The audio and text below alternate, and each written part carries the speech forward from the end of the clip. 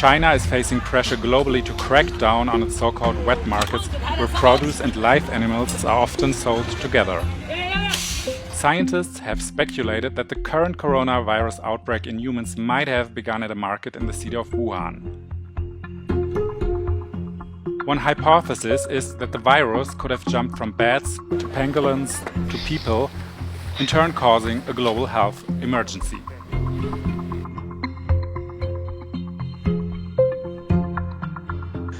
I think they should shut down those things right away. We can clearly see the great risks to the health and well-being of the rest of the world.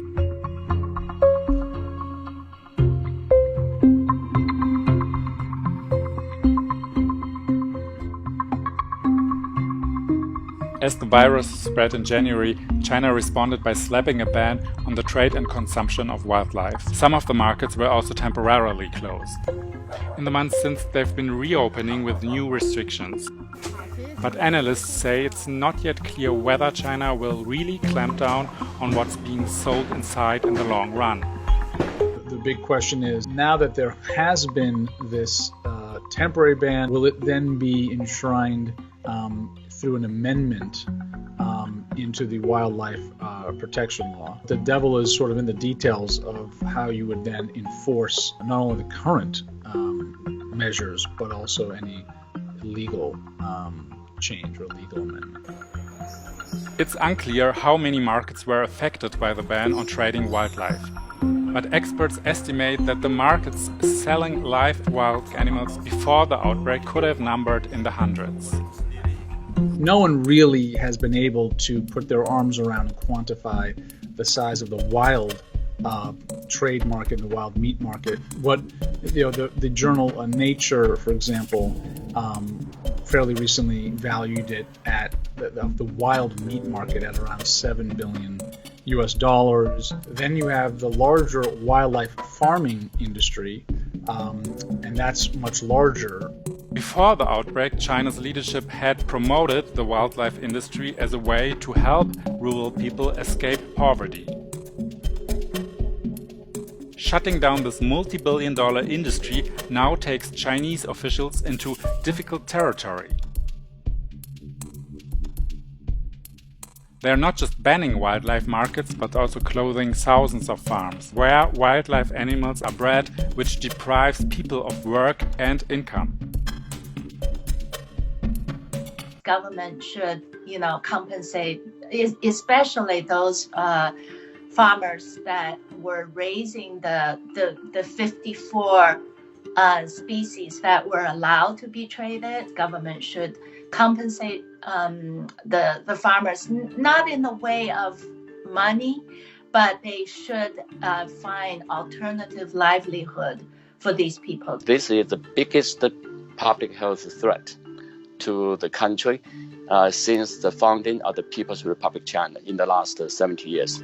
So the government recognized the tremendous, public health impact to 1.4 billion people.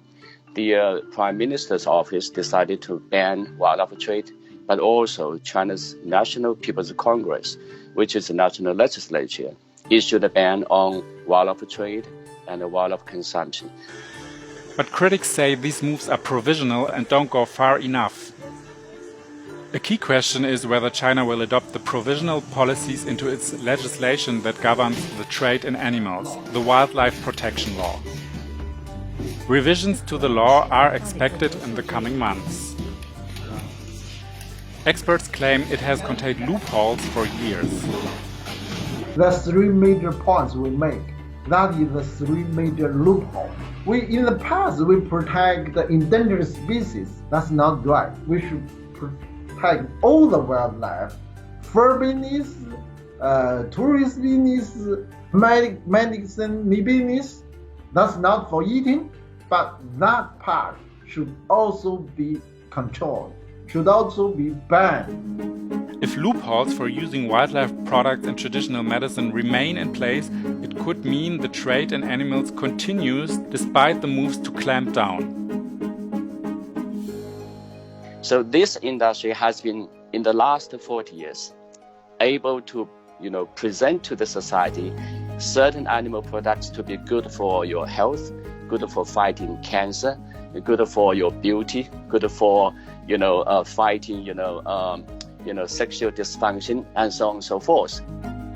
Chinese traditional medicine has been seen as a big driver of the country's wildlife market. Overall, there are other concerns about China's ability to restrict the wildlife industry. Critics say too few resources are available to patrol the industry adequately, and others fear that history will repeat itself. In 2003, at the height of the SARS epidemic, the government issued a temporary ban on parts of the animal trade likely responsible for the disease. The ban was lifted only a few months later. Will it return? I would think yes, particularly on the traditional medicine side, and from the perspective of in the rural areas, it is quite difficult for the government to shut them down, given their importance economically to different communities and the demand of also very wealthy people for a lot of the product. That's an uphill battle, and I'm not sure that the party and the government have learned the lessons of the past from SARS and other H1N1 and other viruses. But others say the unprecedented global impact of the novel coronavirus may prompt a true change in course. What we have in SARS in 2003, and they pushed back, but this time they're not going to win. More and more people realize after COVID-19 it's never been the same, and the top leaders, the government, and the majority of the civil society realize this is not right. This pandemic really is a wake-up call.